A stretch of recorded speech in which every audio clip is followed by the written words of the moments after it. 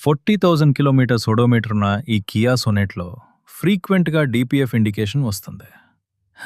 Pickup కూడా drop అవుతుంది. Already 2 times regeneration చేశారంతా. కానీ రీజనరేషన్ తర్వాత జస్ట్ 80-100 కిలోమీటర్స్ ట్రావెల్ చేశాక మళ్ళీ డీపీఎఫ్ వార్నింగ్ వస్తుంది అని చెప్పి కార్ మా గెరాజ్‌కి తీసుకొచ్చారు.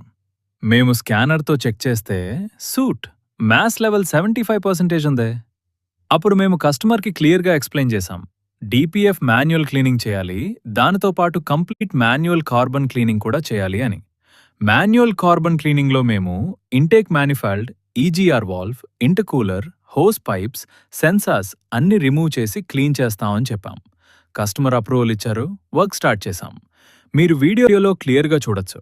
డీపీఎఫ్‌లో సూట్ చాలా హెవీగా ఫామ్ అయింది.